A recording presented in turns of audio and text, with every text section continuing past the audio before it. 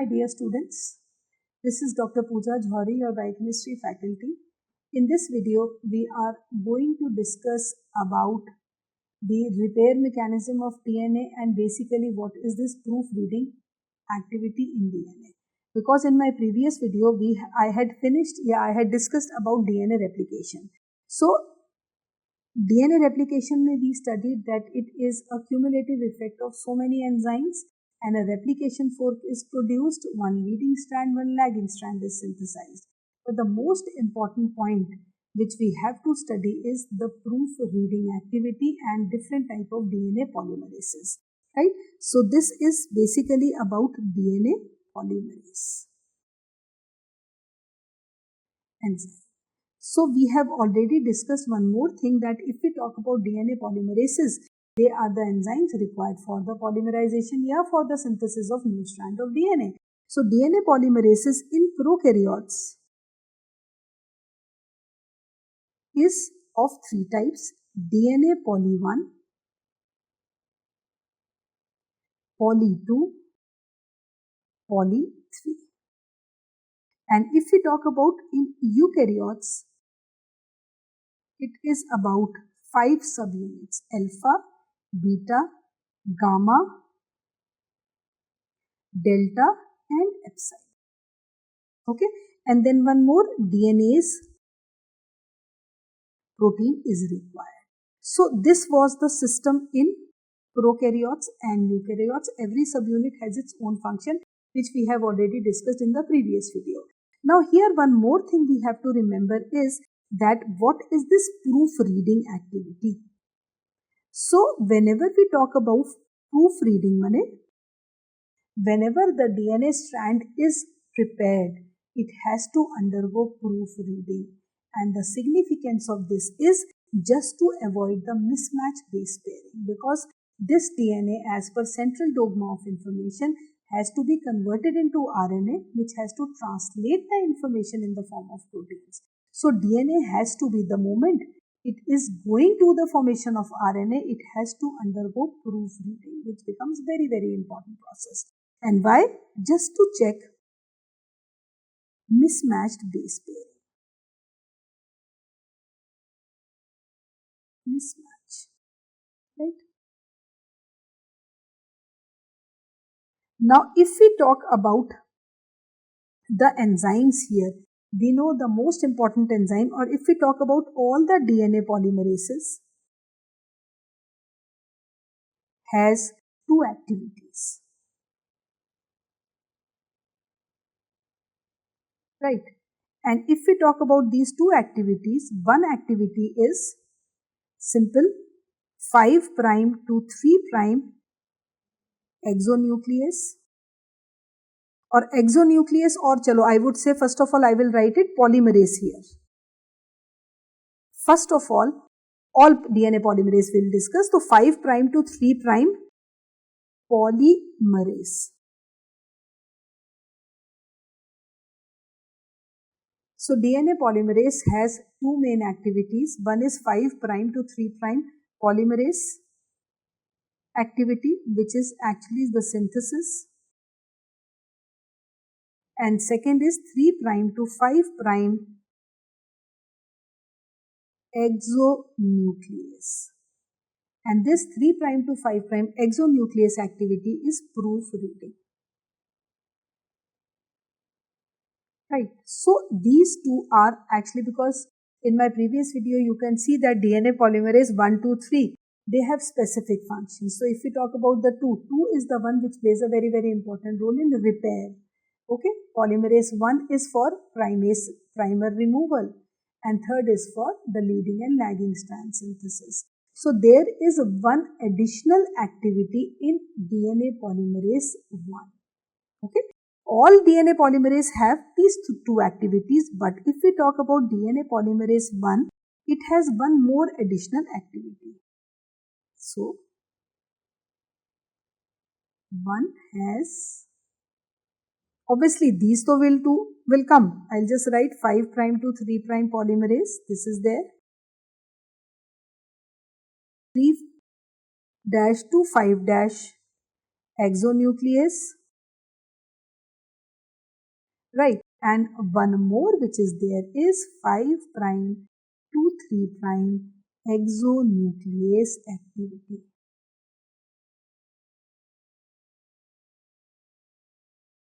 Okay, this is synthesis, this is proofreading, and this is exonuclease activity. And the most important point to remember here is primer removal. Now, as it is clear from the function itself why primer is removed, because if you remember, the primer is actually the RNA primer which is synthesized on DNA.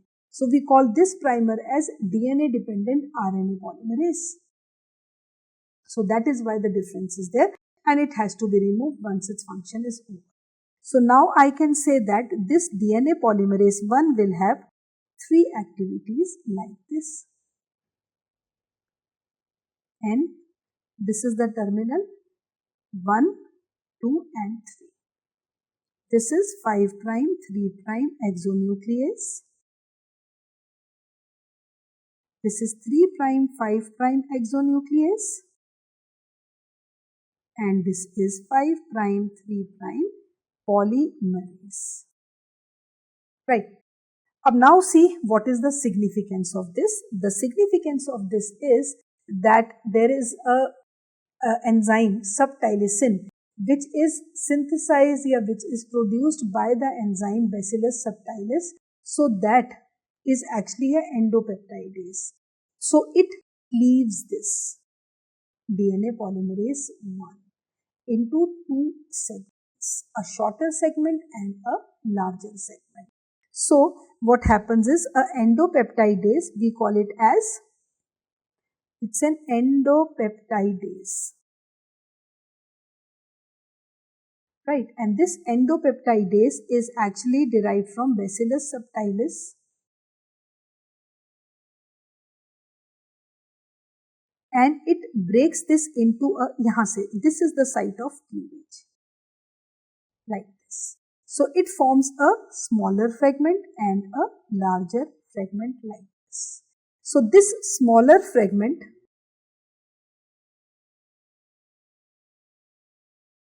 is having only exonuclease activity, but this larger fragment, as you can see, it has 2 activities. It is known as 𝗲𝗏𝗃 fragment.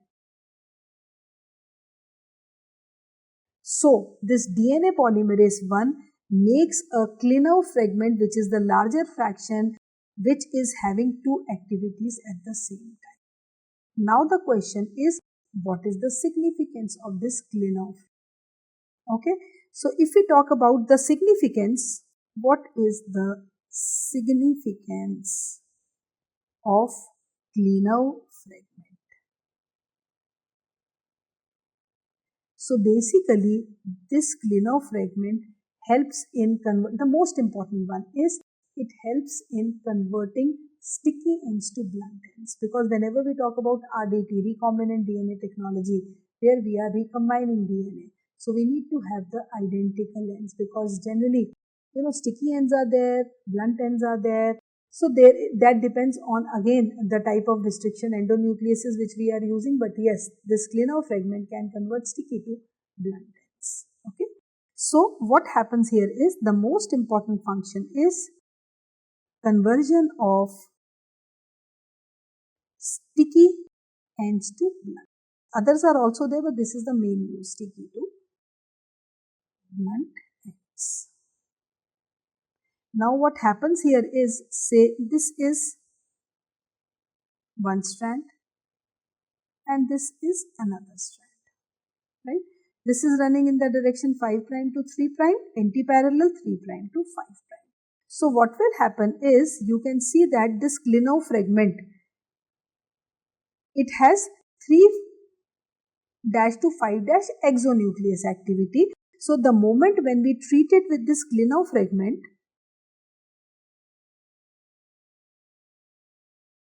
this cleavage will be there, or you can say 3' overhang will come out. Right.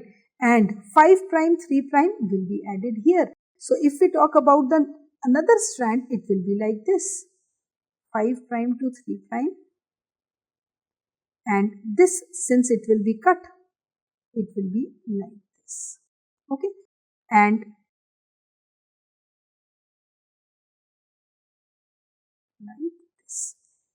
Okay, and this overhang will come out. So I can say that this overhang will be released and this is extended, which is 5 prime to 3 prime.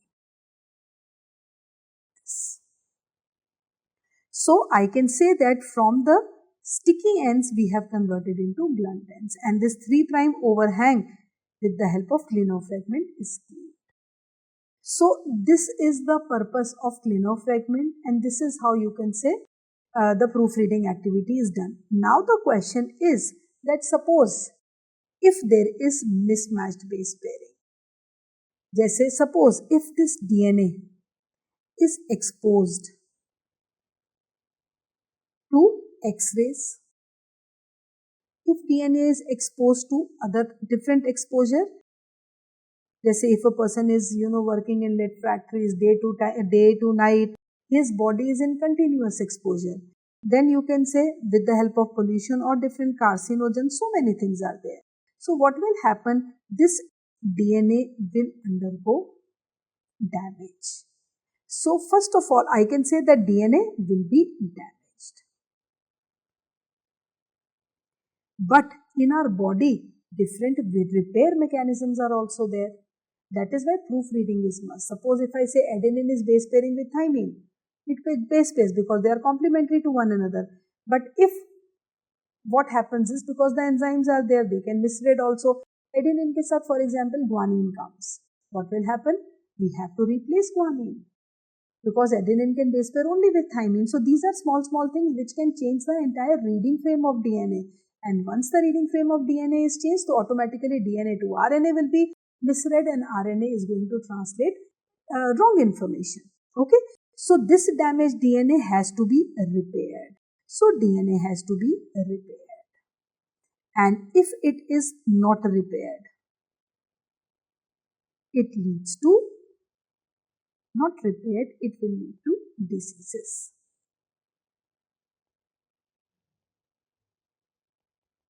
Right, so this is very important to understand that proofreading of DNA is very important, and proofreading ke liye I have told you what are the different activities which are present and how they are going to remove. So this chart is there, right?